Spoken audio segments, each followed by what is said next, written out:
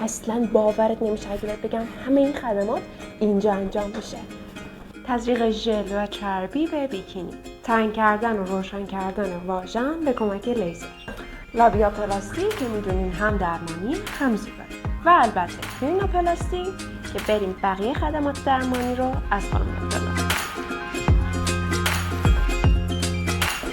خدمات درمانی که در مطب ارائه میشه شامل انجام سونوگرافی بارداری و سونوگرافی های رحمی هست که سونای داخلی و لگنی هستش.